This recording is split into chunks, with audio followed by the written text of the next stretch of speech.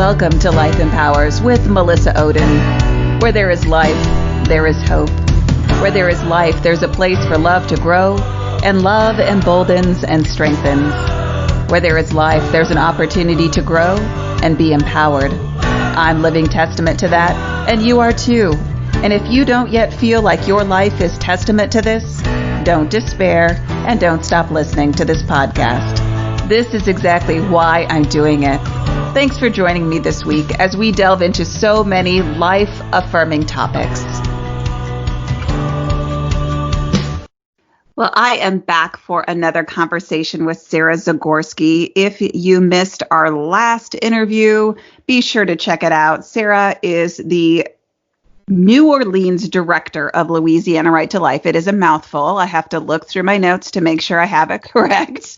But what I love is that not only is Sarah on the ground, really not only in Louisiana, but across our nation, making a difference for women and children, but Sarah comes to this with a really important life story herself. And you know, as we talked about in our last interview, Sarah, we know that women in our society are often essentially silenced, right, when they don't fit that predominant narrative about abortion being empowering.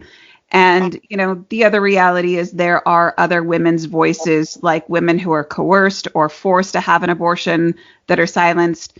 You know, women who have experienced trauma, survivors, right? The list could go on. And I think we also see, you know, people thinking they know everything about foster care and adoption and, you know, all of those dynamics that can lead a woman to have an abortion. And I think they need to hear more about it from somebody who knows directly about it. So I want to give you the opportunity to just start with sharing a little bit about your story. Sure. So from the beginning, in 1990, my mother was referred to Dr. Ekpalabi, who was an abortionist in New Orleans at the time. And she was referred to him because he was a cheap physician. And he delivered me at 26 and a half weeks and told her, because I wasn't breathing, that she should leave me to die on the table after he induced me. And she courageously fought for my life at that time. But that's really the very beginning of my pro-life story, because, of course, that courageous moment is how I see her now. She passed away in 2010, but that kind of defines her to me. Just the courage it must have taken someone like her to choose life in the midst of all this that she was going through. So she was an immigrant from Honduras. She had come to America as a teenager.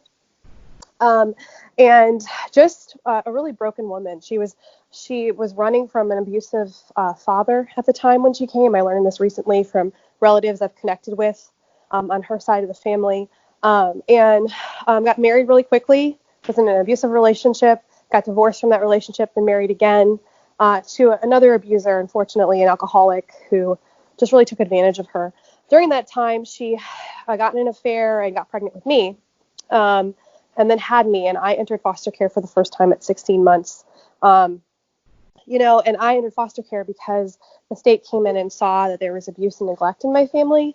And a lot of people don't realize this, but the goal of foster care is always reunification with the birth mother. That's always the goal, because the state doesn't want to take away a child needlessly from their biological parents.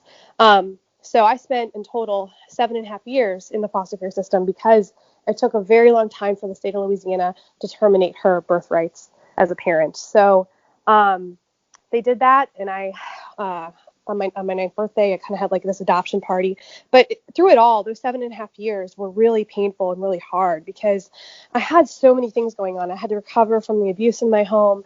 I had to recover from the grieving of losing my siblings. I had to sort through all of those things. But through it all, I had the loving support of an amazing foster care family that really was dedicated to me 150%. And I'm not saying they're not all that way, but I know from my siblings that I'm very fortunate to have. I was in largely one family for most of my time in care. And the stability that brought me, there's no words for that. And then the permanence adoption provided me the stability of having a permanent family when I turned 9, right before I became a teenager. It was really important. So because of that, and kind of living that out, and then going through my teenage years with my foster, later adopted parents, I really saw a pro-life ethic that kind of strings throughout a whole person's life, you know. So my adopted mom, she couldn't have any children of her own, and she had an abortion in her 20s that she later came to regret.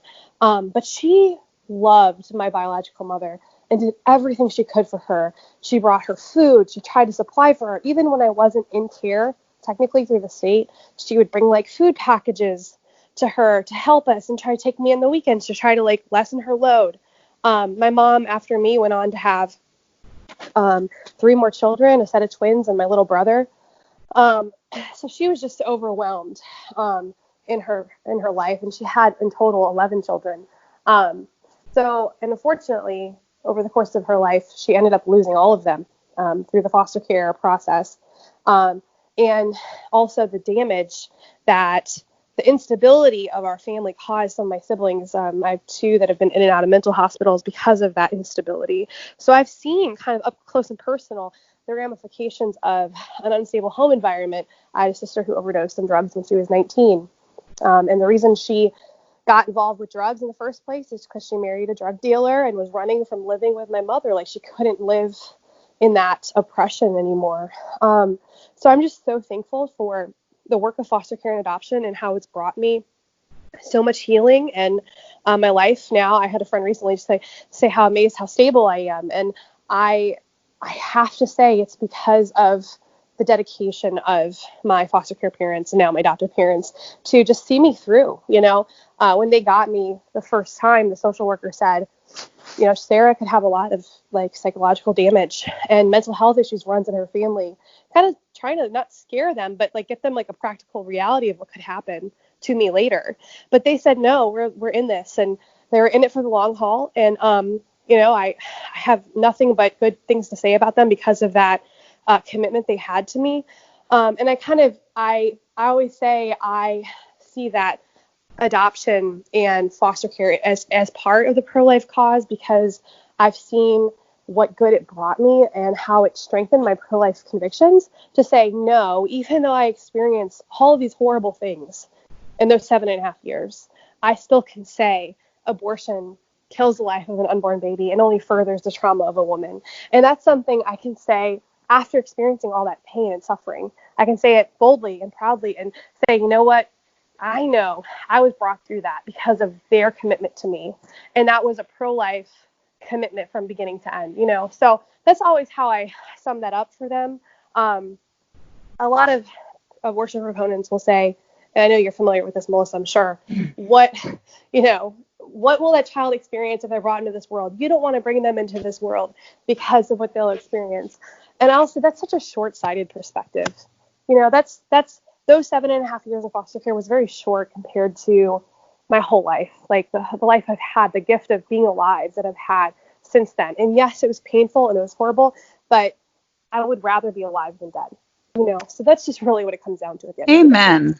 Yeah. So who better to speak to that than you, right? I mean, you know, because I think about that, Sarah, every time I see those comments when people will say, you know, well, what about the foster care system? Who's going to adopt all these children? And, I know, you know, it's horrible what they say. It's ridiculous. My first point always is, you know, ending the life of another human being should never be the solution to a problem. Right. And that's where you've dedicated your life, right? You've seen firsthand, yes, the devastation of all of those pieces that you talked about, right? The mental illness and, you know, struggling in poverty and illness and all of those things. But at the same time, you also have looked upon it and went, okay, you know what? I'm not going to support abortion as the solution to the problems I faced in my life. You know, I'm going to dedicate my life to fixing the systemic issues that affected my family. That's totally different. And I guess because I see that there can be a solution, there is a solution that doesn't end the life of a child, and that's through foster care and adoption that can bring hope and healing to a child in that situation. But of course, ending the life of another human being never solves societal ills. It doesn't. It never has and never will. And even if I would not have recovered, I say this too, even if I would not have recovered from the damage I experienced and the abuse I've experienced, ending my life still would not have been a solution. And I want people to know that too. I have a lot of pain still that I deal with all the time because of what happened when I was a child. But even if I wouldn't have come out of it, as you would say, I guess, or healed from it, ending my life through abortion would not have fixed my mother's problems. It wouldn't have fixed my problem. I wouldn't be here. That doesn't solve anything. So unfortunately, the abortion industry is so focused on abortion that they spend their time doing that rather than trying to find real solutions to help women through crisis pregnancies, through horrible poverty, through abuse situations, instead of actually trying to work to advance the foster care system to make it better, or to support adoption initiatives to ensure that babies can be adopted in a relatively quick way or a relatively proper way, right? So unfortunately, they're spending all their time trying to advance abortion that they're actually not doing what will actually help these women in need in the first place, and these families that need help. Yeah, by focusing on abortion as a solution, they're missing the opportunity to make a true difference in the lives of women just like your mother and children like you.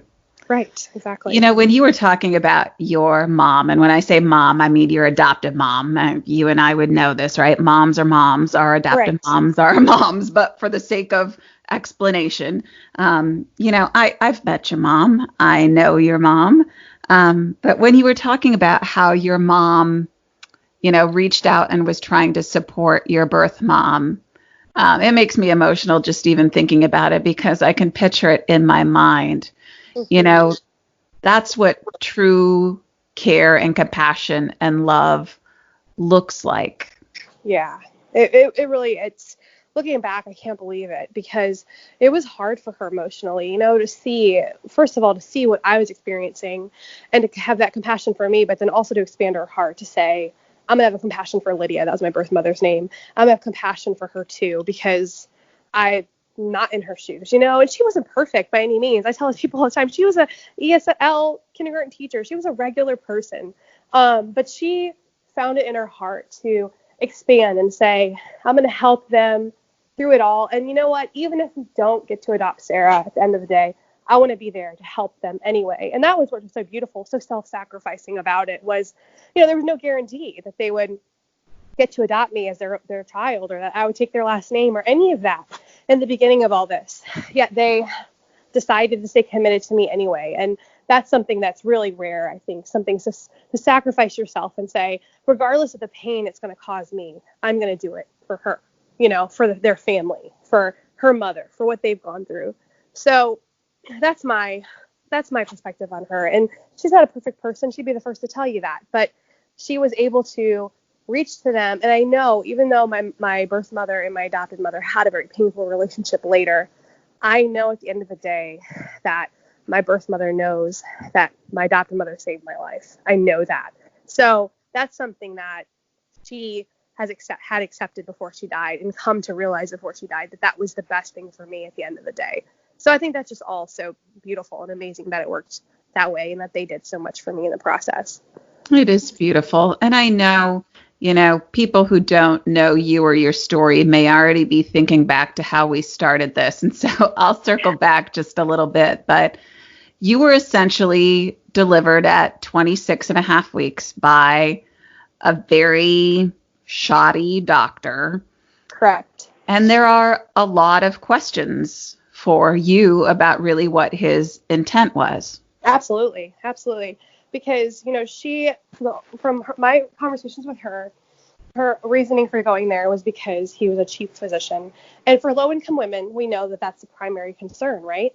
But later, after I had learned more about him and read about him and learned about that he had actually performed a botched abortion a couple months before I was even here, to know what he was like and what he did, I know his intent was to leave me to die. Mm-hmm. And I'm so thankful that she fought for me at the end. I could have a lot of things to say about her. I could say a ton of, things that were painful and hard for me growing up. But I say what someone does between choosing life and death makes the most difference. And she chose to fight for me in that conversation with him. In those few seconds, she decided, I'm going to fight for her life. After everything she had been through, she already had children at the time. She had already experienced the trauma of abortion. Yet she chose to fight for me anyway. That kind of courage, I have to say, I don't know. I would hope, I would pray I would have that kind of courage, knowing that this child's going to continue to live in poverty, going to probably be abused by my husband. Knowing those things, she said, I'm going to choose life anyway. So I have a lot of questions for her. She passed away in 2010. But I've decided to resolve that I forgive her for going to him, whether or not she intended to have an abortion or not. I forgive her for doing that because she chose right in the end. And that's absolutely. Yeah, that's what you do know, right? Yeah, absolutely. So yeah, because it's easy, right? Been there, done that myself. People know my story and know that I've had a lot of questions over the years. But yeah, at the end of the day, you choose to really just focus on the things that you know to be true. And what we know to be true is that your mom was incredibly strong, your biological mother, right? Yeah. In the face of adversity. Yep, absolutely.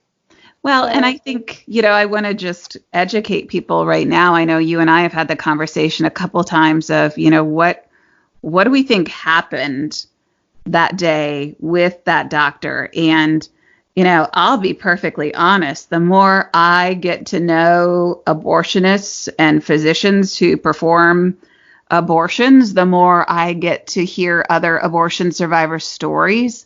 It wouldn't surprise me at all, Sarah, if that doctor simply induced labor. We would call it an induced abortion, right? Medical professionals call it that all the time. He induced labor, believing that as far along as she was, you were not going to either survive the delivery or survive long after birth. And so, it makes great sense that he just thought your mother would leave you to die. Absolutely. And seeing where she was coming, seeing she was a poor woman, a Hispanic woman, he thought, I'm doing her a favor. I'm letting one off. And I think that's what's so horrible about the abortion industry. And we know that from case after case we hear of, you work with so many survivors and hear those stories of what these abortionists are, their bottom line is, that financial gain, right? Or they say they're helping women, but they're actually trying to further their own financial state or whatever it might be. But, I think that was his absolute intent. And, she resisted him, which because he was dealing with lawsuits at the time, I believe that's the only reason he listened to her. Mm-hmm. And I, of course, didn't know about those lawsuits until later. But I'm thankful for that. I'm so thankful to have my life. I'm so thankful that she fought for me. And that's the story I get to tell now about her, that she was courageous in the face of an impossible situation. Absolutely. Yeah. I love that you honor your biological mom's memory by fighting for women to have a different experience. Yes, absolutely. I want to close our time together today by talking a little bit about foster care and adoption. I will be the first person to admit, Sarah, that years ago, even though I had worked in social services, knew about foster care, knew, that it was about reunification, somehow when I got involved in the pro-life movement, I messed the message up. I'll be perfectly honest, right? I had such a positive experience as an adoptee that it was easy for me to get on the, adoption, not abortion train. Mm-hmm. And even though that is an important message, right? And that's part of the message about your life. Adoption was better than abortion. The reality is it's really not that simple, right? That children should have that attempt to be reunified with their biological parents, that biological parents deserve that opportunity, right, to make life changes, to be reunified with their children. That's the goal of foster care. And, that adoption is not the solution to a crisis pregnancy. It's an option that should be explored and talked about more in our society. And it's life-giving. We know that, but it's really not as simple as sometimes we make it out to be. So can you really enlighten us about it? Sure. So, you're just saying that you have to you have to say you got it messed up. I got it messed up too, in a way. And I just told you in our conversations before, it wasn't until I had my son in 2017 that I realized, okay, losing your child, or they say, through the foster care process, or placing your child for adoption, in no way is an easy thing at all. It's a very painful thing. And I couldn't have even 1% understood how painful until I had my own son, and just imagining the grief that would have brought me. So we really have to understand that these women that are facing these unplanned pregnancies, these crisis pregnancies, sometimes look to abortion because kind of like the out of sight, out of mind. They think that it's going to solve their problems and they're not going to have to go through the delivery. They're not going to have this baby and then have to place them in the arms of somebody else, because the grief of that is serious. It's unbelievably hard. I can't even imagine. But I do know that at the end of the day, they will never regret giving their baby their life, right? And that even though it's painful and hard and it's a sacrifice that you can't really understand unless you do it, that it's still the best decision. And I'm working with Louisiana Right to Life right now on an adoption education program to teach young people about adoption in the public school setting, because part of my belief is that if more people knew about adoption as a tangible option, specifically about open adoption and the ability to have a relationship with your child after the adoption, that more women would choose that over the trauma of abortion. But we should, as pro-lifers, never try to tell a woman that it's an easy or quick or, oh, this will solve everything and make it all better. Because, of course, there's going to be great grief and great pain in placing your baby that you carried in your body for 9 months into the arms of somebody else. But it still is superior by far to ending that child's life and to not giving them the chance to even take their first breath, to see them grow up and to see them become someone and understand that maybe they aren't the best person to raise them, but that's still a good parenting decision to say, I'm going to make an adoption plan. I'm going to figure out what kind of adoption I want for my baby. And that's still a good choice, even though they're not raising that child directly. They're still being a good parent by making that decision for that child, by trying to give them something that they believe they cannot give them themselves. Mm-hmm.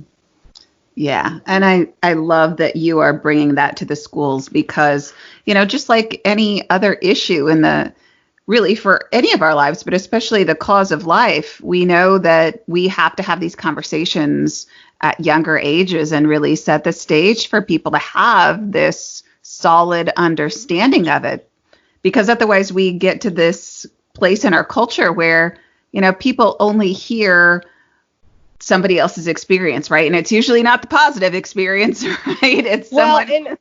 And sadly, infant adoption, for example, is so low in the United States that it's statistically doesn't exist. It's 0.2% of adoptions are infant adoptions, showing that mothers don't know about the option of infant adoption, for example, or if they know about it, they only know horrible things about it, and they don't have necessarily a holistic view of it, right? So educating young people before they get in a situation where they have a crisis pregnancy, my hope is that having that information, that when they look at their options, they'll actually consider adoption as a feasible, practical option for themselves, which I think, right now it's not even in the 3 options that they consider. They consider parenting or they consider abortion. So sadly, so hopefully through that work, and, it's tiresome and hard work, but getting that information into their hands will transform them and help them. Hey, I remember this woman who came to my school and taught me about this. Maybe I should look into that more. That will save, even if it saves one life